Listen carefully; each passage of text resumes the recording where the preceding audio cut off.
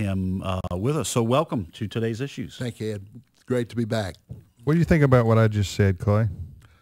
I watch people in my hometown go through this. The stores where Merry Christmas is spoken are not only the stores with much better business, but the atmosphere is festive enough to motivate people to want to be there and buy.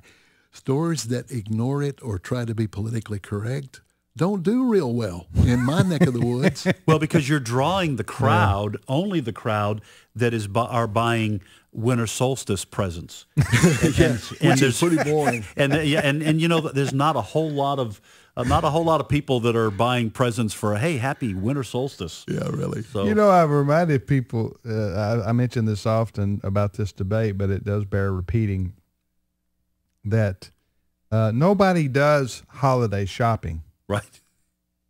That's a common expression used in American marketing. You'll hear it today, and you'll hear it. Do your holiday shopping at so-and-so. And I just have to ask, raise your hand, how many of you take gifts over for Thanksgiving? Yeah. Okay. Right. How many children run downstairs on New Year's morning wanting to know, you know, what's under the couch. There's no tree. It's at the side, the curb. So, I mean, let's not kid ourselves. People don't do holiday shopping. They Christmas shop. And so we want to keep pointing that out again and again. And just like, Christmas vacation, yeah. At school, yeah. Nobody wants to go home for winter break where they celebrate the time of the year where everything is dead and it's cold. Nobody celebrates that. We don't celebrate winter. You know exactly. So I mean, the whole we thing bundle up and we endure it. The whole thing is ridiculous, and it's being pushed by these folks who want to do away with Christmas because they can't stand the idea of Christianity, still being in the main of forethought of the American people. Well, the White Witch started this. It's always winter and never Christmas. Oh, yes. From Lion the Witch in the Wardrobe. Yeah. That's From right. the Lion. Always winter, never Witch, Christmas. That's right. The White Witch is behind it.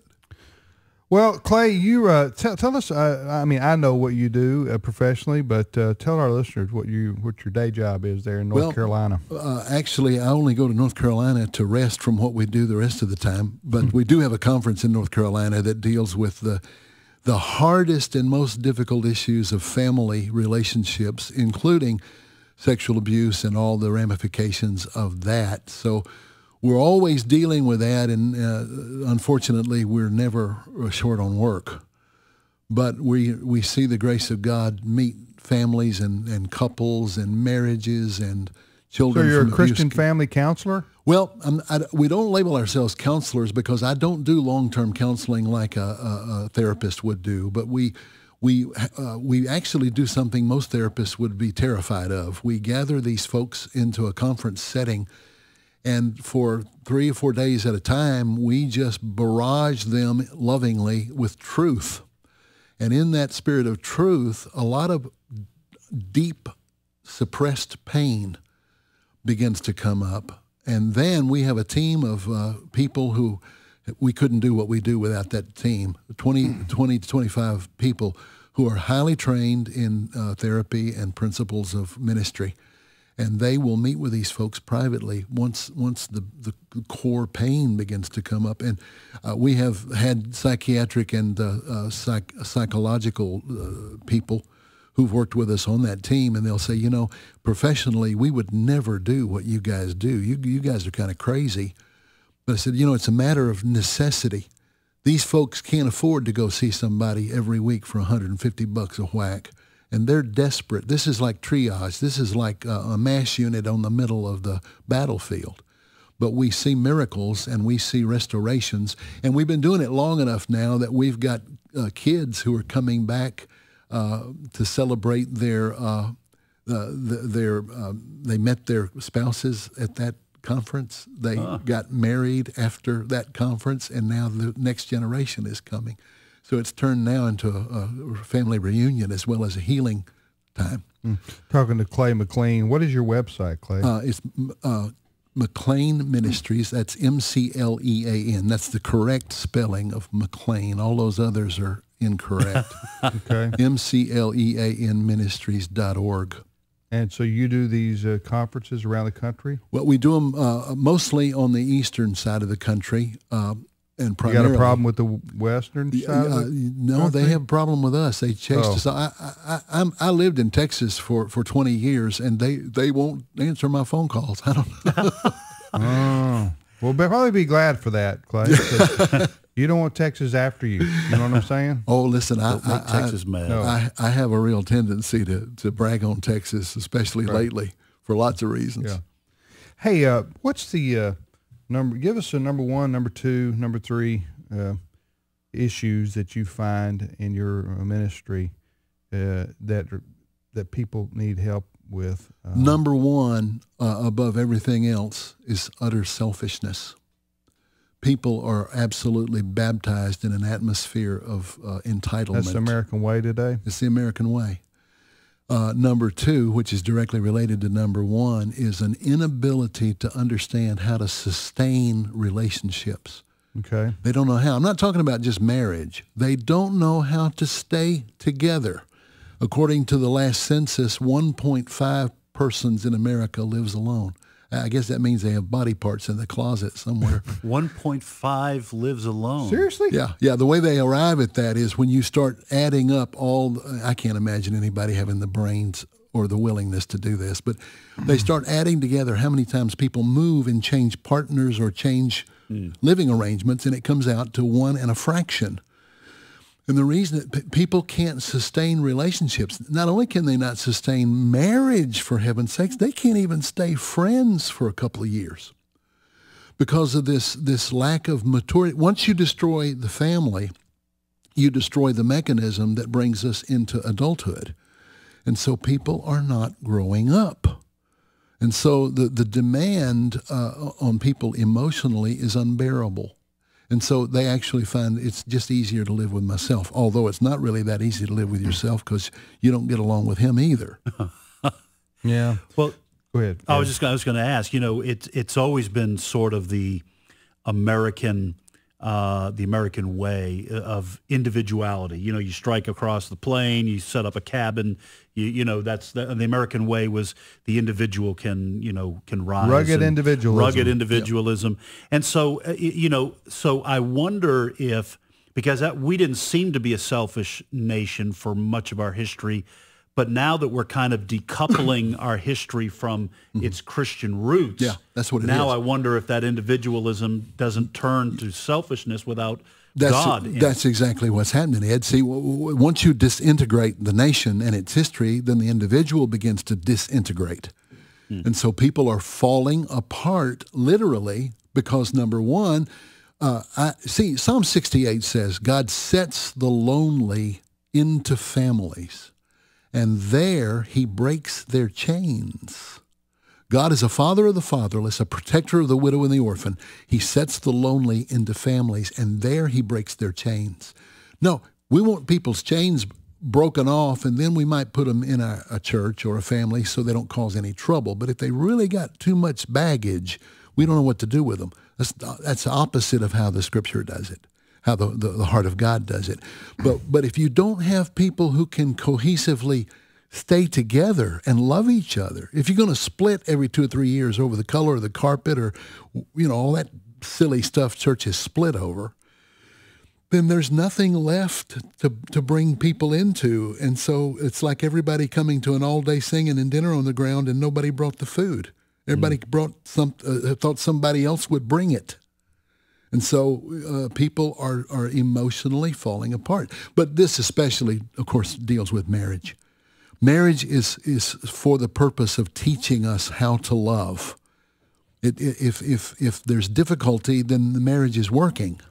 Right. But in our culture, it's the opposite. Now we don't get along like we used to. I'm not happy. I'm not happy. Yeah. How are you going to ever be happy with a male and female tied together?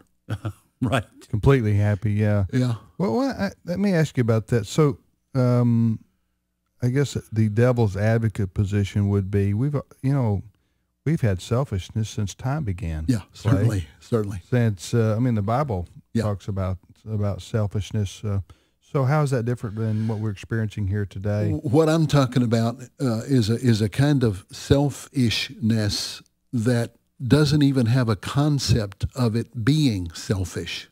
We've always known selfishness was selfish. We're like fish. You don't ever ask a fish what the nature of water is because he doesn't know. He's too close to it.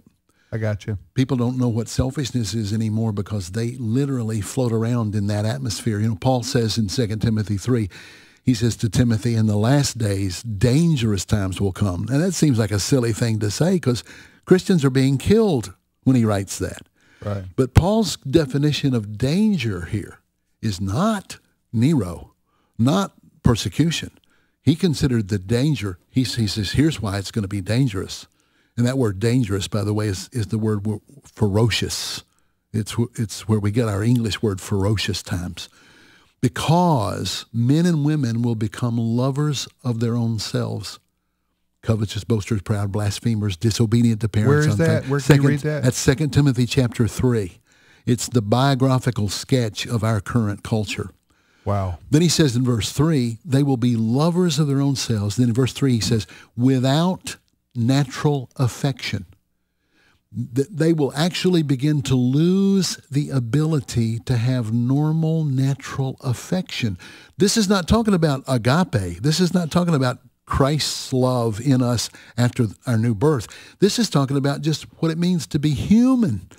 So more and more and more, we hear these horrendous stories that don't even make the newspaper anymore of people selling their children for drugs, or all the other horror stories that I don't want to list this morning because people don't want to start their day listening to that. But it's getting worse because we are fulfilling that verse. Without natural affection, nobody knows how to love each other. People don't know how to love. When a man says to me, I don't love my wife anymore, my response is, well, why did you stop? And he looks at me like I've misunderstood his statement. Now, I have to explain to him, no, I didn't misunderstand your statement. You misunderstood the nature of love. You see? That's really good. Yeah. Yeah. We're talking to Clay McLean. Clay is I guess you would call yourself a biblical trainer. Yeah, of families. I don't know what to call myself. Well, I don't know. I just gave you a title there, I'll take Clay. Biblical. What did I call you? Biblical trainer of family, a BTF. That's what. Not a BLT, but a BTF. BTF. That's what Clay is. No, in all seriousness, Clay has a wonderful ministry for families and for churches, and for helping build interpersonal relationships based on the biblical model. And you can read all about his ministry and his work at McLean Ministries.org. MCLEAN Ministries.org. He's based out of North Carolina, but does travel the eastern part of the country with these conferences that he does. And you can read all about them at that website. Back to this for just a moment, that letter now we have from the Gap saying, about they're going to recognize Christmas in their advertising campaign this season is available now at afa.net. It's on if you go to afa.net, look on the right side of the page, AFA Hot Topics. It's the first story, afa.net, and then AFA Hot Topics on the right side of the page. You can read about that. Read the letter itself from the Gap. So check that out. That is very good news, and we hope to have some more good news from other national retailers and stores. And you can also find out about the Christmas buttons there as well.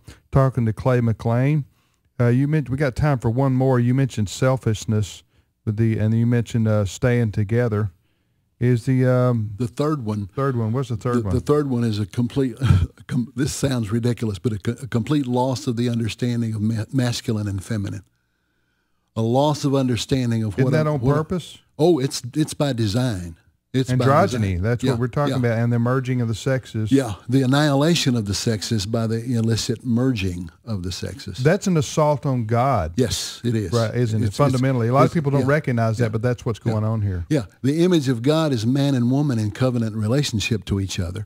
The image of God is man and woman together, and the fruit of that union is a child, also the image of God. What do we have? We have homosexuality attacking the man Right. and woman, and we have